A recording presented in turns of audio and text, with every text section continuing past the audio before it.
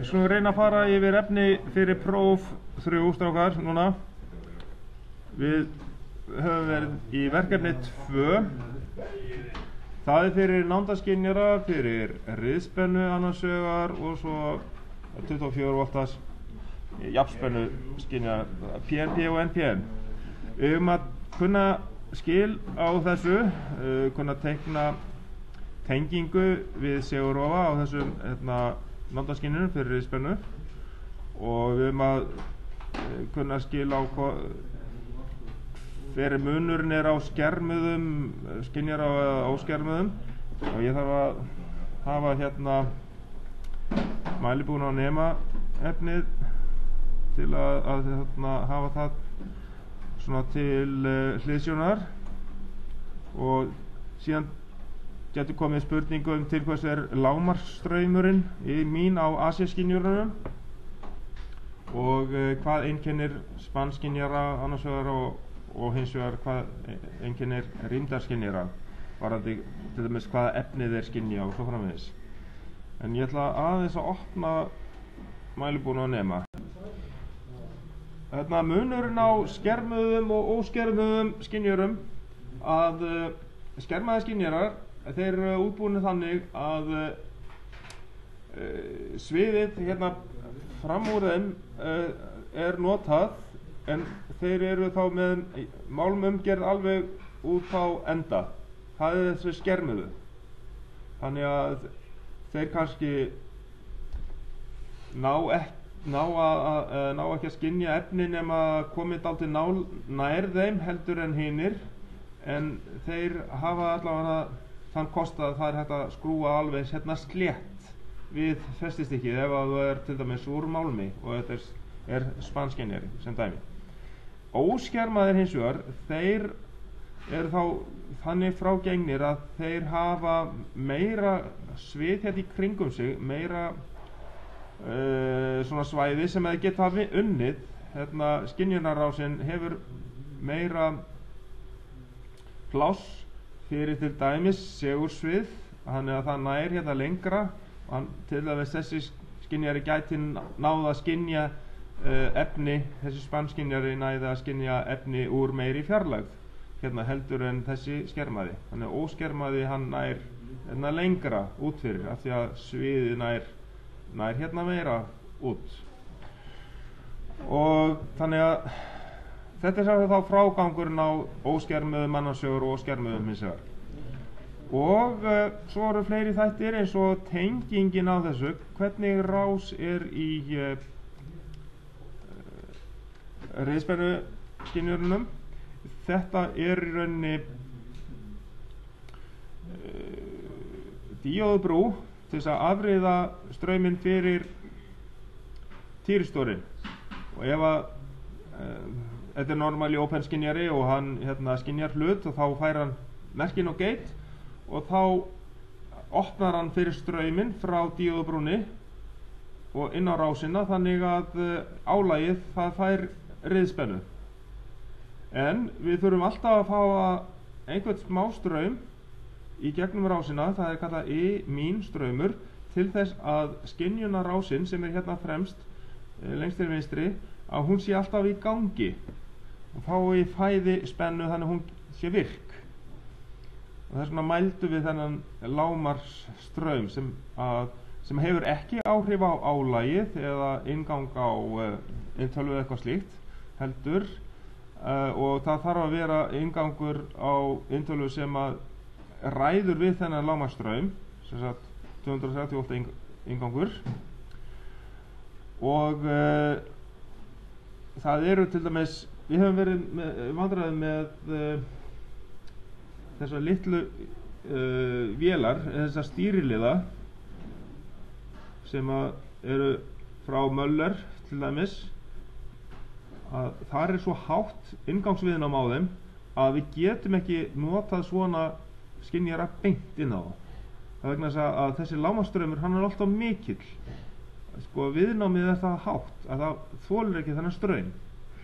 Þannig að annarkvæmt bara verður það strax virkir ef við tengjum svona skynjara við þá eða þeir bara virka alls ekki neitt. Þannig að við verðum að vera með þá úrræði sem bara segurói sérstakur liði sem tengdur sérstaklega og snertan tengd þá inn á innganginn á stýrliðanum í staðinn. Þannig að til dæmis eins og í þessu tilfelli hérna þá væri bara snerta úr þessari spólu hérna sem færi þá inn á innganginn á stýrliðanum frá Möller eins og þessum easy stýrliðum. Ok, höldum áfram með efnið hérna. Einhverjar spurningar, ég búinn að fara yfir þetta með skermaður og óskermaður og til hvers lágmarksstraumurinn, þannig að skynjarinn rásinn sé alltaf í gangi. Og svo erum við með spanskynjar, þeir skynja fyrst og fremst efni sem eru leiðandi eins og málmar og slíkt, skynja þannig efni. Og rýmdarskynjarar, þeir skynja þannig efni líka og rýmdarskynjarnir eru vinna á efnum eða skynja efni sem hafa ákveðin rafsvörunarstöðul og það sem sagt það næmnistöðul viðkomandi efni sem að ræður því hvenær rýmdarskynjarinn skynjar það. Og það efni voru við með í mælibúna nema. En ok. Já, ég hef búinn að fara í þetta. Það þannig að hefðbundin spanskynjari, hann skynjar sem sagt járnið úr mestri fjarlægð, síðan kemur álit og eyrinn þarf að vera næst skynjarann til þess að skynja. Og reyndar eitt skynjari hérna frá Törk sem við höfum ekkert sérstaklega tekið fyrir en hann hérna, það ekki til prófs en hann nær að skynja öll þessi efni úr sömu fjarlægð. Og síðan þvermál skynjarans hefur náttúrulega áhrif á skynjunar fjarlæðina. Þannig náttúrulega næmar eftir því sem að þvermálið meira. En þessi tvö hérna atriði neðst eru ekki til prófs. Nú, hérna rýmdarskynjari, þeir eru stillanlegir. Það sérstök stilliskrúfa á þeim til að stilla næmnina. Ef við aðeins lítum á, við fórum ekki alveg svo nákvæmlega í það, en mér minnir að sé mynd hérna, hún líklega hérna, já hérna, sjáðu það stilliskrúfa aftan á rýmdarskynjurunum. Það sem við getum stillt næmnina þannig, til dæmis að við skynjum vökva, til dæmis vatn, í gegnum plexigler.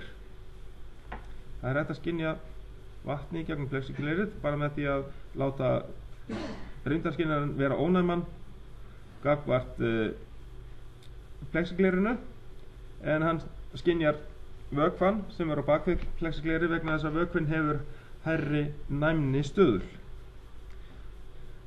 Þannig að þetta það. Og hérna náttúrulega tabla yfir mismunandi efni. En við fórum ekki sérstaklega í það, við vorum aðalega í þessu núna að taka mælingar. Og höldum áfram í þessu.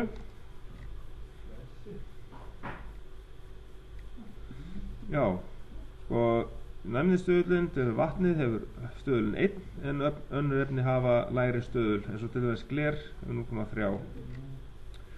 Ok, svo var það tegundirnar af skynjunum sem eru þá fyrir lægri spennu, svona smá spennu eins og 24 volt eða eitthvað slíkt og þá erum við með transistorútgáfa NPN eða PNP og þetta eru þriggjaleiðara yfirleitt. Þeir eru merktir, brúnn pluss, svartur merkið og blár mínus og álagið tengist upp í pluss ef þetta NPN skynjari og svo táknið hérna sýnt ef það normally open, þá að snerta sem normally open og svo framvegis normally closed snerta fyrir normally closed nema þótt sé transistor þá það bara táknmyndin sem að sýnir hvort hann normally open eða normally closed og þetta þá aðalega til þess að átta sig á því hvort að hann að fá spennu eða ekki spennu þegar hann að skynja hlut. Til dæmis ef við tækjum dæmi svona skynjara sem normally open og hann myndi skynja hlut og við varum að mæla spennu frá merki og niður í mínus. Og þegar hann skynjar hlut þá myndum við náttúrulega að mæla 0 volta spennu eða spenna yfir transistorinn þegar hann væri leiðandi. Hann væri sem sagt normally open, þannig að hann myndi gefa samband þegar hann myndi skynja hlut. Og þá fær álagi hérna alla spennuna, en við myndum mæla nánast enga spennu milli merkisins og mínus. Þannig að þið skoðið þetta bara hvernig það er með þessar mælingar. Við tókum þessar mælingar í verkefni 2. En síðan hérna voru ljósskynjarar og við þurfum að magna oft svona straummerki frá skynjurum sem að gefa lítinn straum frá sér eða tengja hann við inntölu. Og það er mikið að infrarauðu ljósi sem er notað við svona skynjara. Það er svo sem ekkert merkilegt meira í þessu. Við skulum halda áfram í fleiri verkefni 3. Þar vorum við að búa til mismunandi kapla sem tengdu saman tölvubúnað og þetta er svo sem ekkert mjög mikið sem hægt að spyrja úr þessu. Við útbyggum tvenns konar kapla og það voru svo að venjulegar netleiðslur og hins vegar crossover og það var svona verið að nefna mismunandi gerðir af netkerfum en yfirleitt er þetta bara ein netgerð sem er í gangi og það er bus, sem sagt brautarnet. Þetta Ethernet, yfirleitt bara brautarnet. Og síðan hérna í verkefni 4, þetta voru stöðuskynjarar og hitaskynjari og það sem að skiptir þar máli er rauninni bara mismunandi útfærslur af þeim. Skoðum það hérna hvernig við tengjum upp svona stöðuskynjara eins og hérna spennugjafi sem er bara raðtengdur við straummæli og stöðuneman og fer inn á inngang á til dæmis hraðstýringu. Þetta er allt saman raðtengt og til dæmis hvernig merkið gæfi frá sér. Við förum aðeins þá bara í gegnum þetta próf og eftir, þannig aðeins þessi atriði sem erum að ræða og svo hitaskynjarinn með R-breytinum. Þar voru við bara að gera saman mælingu og hvaða straummerkið hann gæfi. Þannig að það gæti verið einhvers konar spurningum þá hitastig og straummerki frá 4-20 mA, eitthvað slíkt. En síðan var verkefni 5, það var stöðuna ET50 og við vorum að skoða þar mismuninn á rásaskiptum stöðum og vistfangsstöðum. Við áttum hérna í skólanum einu sinni rásaskiptastöð en við hættum með hana vegna þess að það voru svo lítið þær á markaðanum og svo er farið að nota minna þessa jónísku skynjara vegna þess að þeir eru með geislavirkt sýni sem fólk er ekki nóg ánægt með eðlilega. Þannig að þeir eru orðnir yfirleitt optískir skynjarar á markaðanum og svo erum við fleiri gerðir, fast hitastigsskynjara, hitastigsskynjara, loftstokkaskynjara og síðuskynjara og það er náttúrulega í þessum bæklingi frá Securitas þarna ET50 stöðina. Þar er talað hvar á að staðsetja svona skynjara og svona í fáunum orðum hvernig þeir virka og hvernig þeir gengi frá loftstokkaskynjaranum. Hann er náttúrulega settur þarna utan á loftstokkin. Þannig að þetta er svona það efni sem við erum með úr þessum skýrslum. Svona, það ætla ég bara rétt aðeins að renna í gegnum svona hvernig mjög létt próf gæti litið út í þessu. Hérna er spurt hvað gera transistor, NPN eða PNP er í útgangsrás þessa nándaskynjara og við sjáum það hérna að álagið tengt upp í plus, þannig að þetta hlýtur að vera NPN skynjari og hann náttúrulega normally closed. Það kemur fram þá með þessu tákni hérna. Og hvaða spenna mælist milli mínus og merkis, það að hérna frá hingað, frá blár yfir í svartan, það spennumæli þar á milli. Og þegar að skynjarinn skynjar hlut, hann myndi náttúrulega rjúfa ströymrásina, transistorin, þegar hann myndi skynja hlut af því að hann normally closed, og þá myndum við mæla spennugjafa spennuna, ekki satt? Hérna. Þá myndum við mæla 24 volt. Það væri svarið við B. Síðan hérna eigum við að teikna hvernig AC-skynjarinn tengist spennugjafa og spólu, og við myndum náttúrulega raðtengja þetta að þessi 230 volta skynjari, hann verður að raðtengjast inn í rásina því annars eyðileggst hann, og 0 tengist bara hérna þá við spennugjafan. Sem sagt, þið bara raðtengið skynjarann við álagið sem þessu til spóla í seguleiða. Þetta þá svarið við þessu hérna. Og hvernig næmni á rýmdarskynjara breytt? Það var þessi mynd sem ég sýndi ykkur úr mælibúnaðarnema. Það gert með skrúfjárni. Það stillt næmnin með því að stilla skrúfi á rýmdarskynjaran. Ok? Það svarið við því.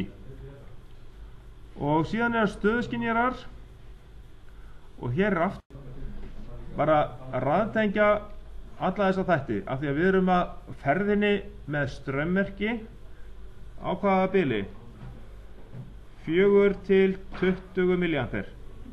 Já, það það sem að stöðuneminn að gefa í gegnum sig, og við erum líka með alls konar þrýstinema til dæmis sem ofta með 4 til 20 milliampere merki. Það eru alls konar skynjar sem gefa 4 til 20 milliampere merki, og þeir eru það bara raðtengdir inn í svona rás. Og ef að viðkomandi tæki með spennugjafa sem að ræður ekki við mjög mikið af skynjurum, hvað gerið þið þá?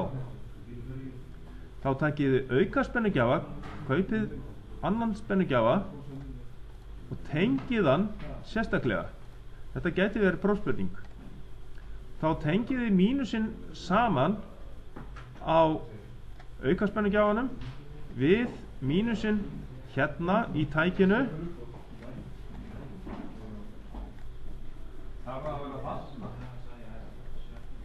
Já, bara til þess að benda á að þetta fer beint í mínuskomman.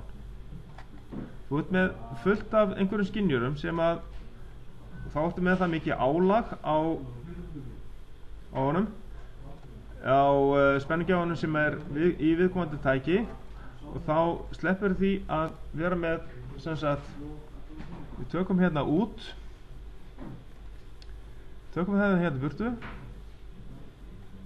tengjum hérna í staðinn frá aukaspennugjafanum inn á stöðunemann, svona, og fáum straum frá spennugjafa sem að ræður við að fæða restina af kerfinu. Þannig að við eyðileggjum ekki spennugjafin í sjálfu tækinu, skiljiði. Bara muna þá að mínusinn á aukaspennugjafanum tengist mínus common á viðkomandi tæki sem með innganginn. Já, býtum við, nú ég að gera vitleysu hérna. Þetta var ekki rétt hjá mér, því að þetta þarf að fara, ég sleppi strömmælunum, ég tek inn á stöðunemann hérna, svona þetta vera. Er þetta ekki svara?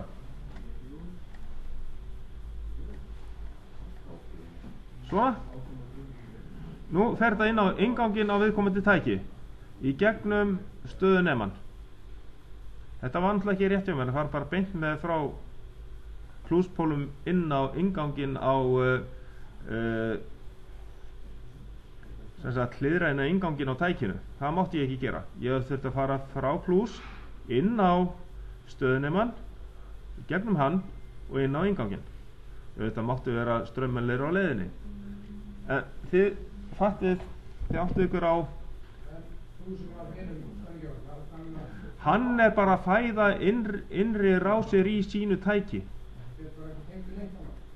Já, hann gæti bara verið að fæða hluta af kerfinu. En til þess að eyðileggja ekki þann spennugjafa, þá betra að vera með auka spennugjafa. Ef að þið eru með, það kannski alltaf að stækka kerfi hjá okkur. Og þá verður það aðeins að hugsa, er ég að fara að taka of mikinn straum frá spennugjafi í viðkomandi búnaði? Þá eru öruggara að taka auka spennugjafa og bæta honum við, þannig sé ekki með spennugjafan í sjálfu tækinu alveg á tampi og sjóðandi heitan og allt í volli, sko. Já, meira af notendum inn á þessum spennugjafa.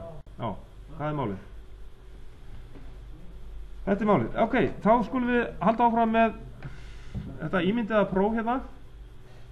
Hér þá spurning, hvaða útgangsmerki gæti þessi stöðugjafi gefið? Við vorum með þarna ýmsa stöðugjafa. Það sem sagt viðnámsmerki sem gæti verið, við getum skáldað einhverja tölur hérna frá 0 til 1000 ohm. Og síðan getum við verið með hérna næsta frá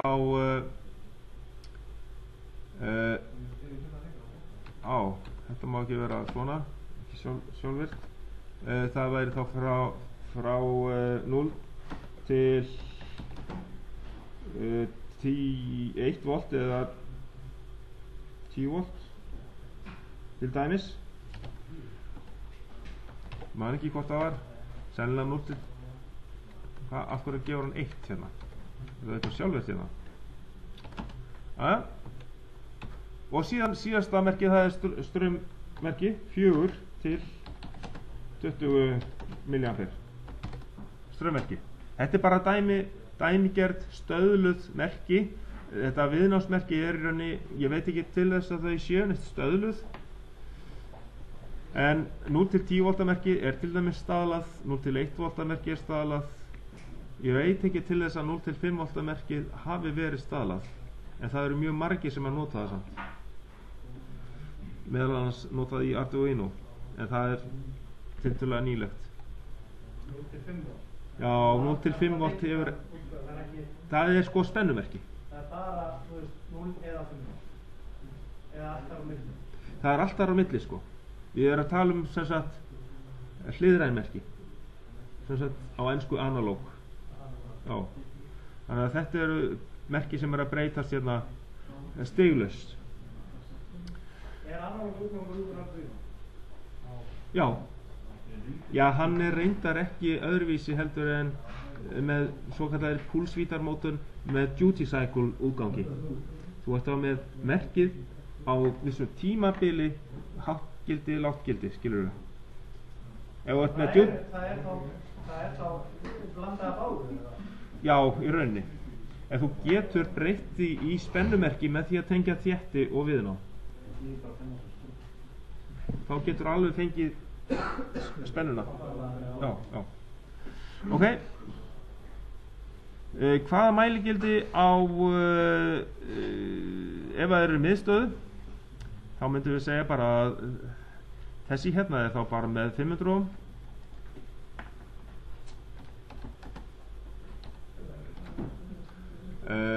Næsta væri með 5 volta spennu og síðast væri með, hvað væri með? 12 milliampere. Vissuðu það? Já, já. Ok, þetta er bara svona aukaspurning. Síðan er bara bruna viðvörunarkerfi. Hvort er betra að velja rásaskipta brunaviðvörunarstöð eða vistfánstöð þegar við þurfum að fá nákvæmar upplýsingar um stöð og í stöðuna hvaða skynjari er að gefa eldboð? Vistfánstöð, já. Því að rásaskipta stöðna, þær eru bara með marga skynjar á hverju rás. þannig að ef að rásin er að gefa merki eld þá vitum við ekki nákvæmlega hvaða skynjar það er. Ok, síðan í B nefndu 4 tegundir af reyskynjurum dæmi staðsetningur á hverju tegund, og þetta höfum við allt saman í bæklingnum frá Securitas ID50 stöðina. Og síðan ef að lýsa aðferð sem við notuð er til að fylgjast með hvort að bjöllulögn sé í gangi, og þá erum við bara með endavéla sem að þá blæðir straumur stanslaust í gegnum rásina til að fylgjast með hvort að bjöllulögnin sé í gangi. Einhver